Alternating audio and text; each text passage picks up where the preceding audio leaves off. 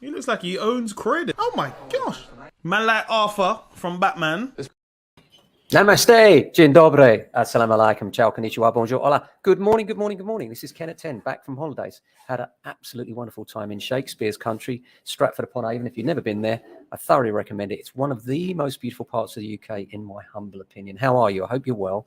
The big news on property at the moment seems to be pets and lets. Everyone's talking about the fact that there are many landlords that are still advertising properties which have things like, no children, no pets on them.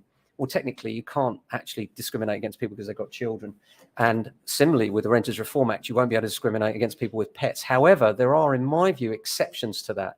And also from a landlord perspective, what is practical? If you're in sometimes when we get tenants call up and it's like, we've got a pet and it's a dog and we've got a 7th floor flat, we don't think it's necessarily appropriate for someone to have a 7th floor flat with a dog where the dog's got no outdoor space, and especially where the people are working all day. So there are practical considerations like that. We do think of all sides of it. And as far as the landlord's concerned, yes, they will have to take pets on the one hand. But on the other hand, if they take pets, there's no reason why they can't insist on a pet insurance plan. And these pet insurance plans are specific for landlords. And the idea is that if there's any damage done to the property, then the landlord will be able to seek recompense through the policy, which they can insist that the tenant takes out, so that any extra damage caused by the pet can obviously be dealt with that way. Because that's the big fear, isn't it? That you get somebody in and they say they've got a small dog and it turns out it's a Doberman. Next thing you know, your house is chewed up. I'm sure it happens, and it must be very frustrating when it does. I have to say, the vast majority of tenants with pets are actually perfectly acceptable and perfectly suitable for properties with gardens. And we often find that they're some of the best tenants because they look after it and they appreciate the fact that not all landlords, as things currently stand, will accept pets. And so, they want to make sure that they look after the place because you're looking after them.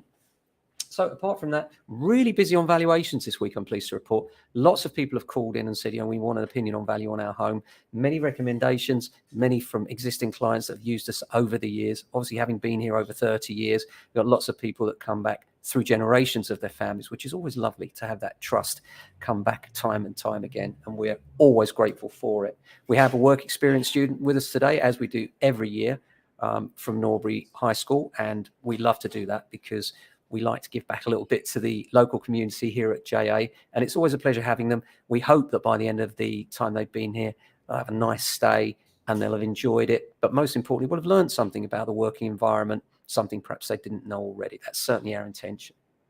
Apart from that, very, very busy on catching up with things because I've been away. But if you are interested in selling, or you're just wondering what the market's like, or you're thinking of renting and just not sure which way to go, one of the benefits of having us around for a no obligation chat is that we can talk about both sales and rentals in one hit. So because we've been doing it for over 30 years, it is a case that you can talk to me about all things legal when it comes to letting, and also things about property valuation and what would be the best route for you. And it's not always the same. It does often depend on you as a personality as to what is best for you. Some people, we find that when they say, oh yeah, well, our intention is to rent. And then when we get talking to them, it's clear that rental isn't for them for one reason or another. So it's important to chat it through, look at the pros and cons of both sides, and then decide which way you want to go. I know a lot of people are looking at it because the market is a little bit tougher, and that is true, of course, on the sales side. And it's also a little bit stronger on the rental side. So, a lot of people weighing that up, and certainly we're here to help. We've got your back on that.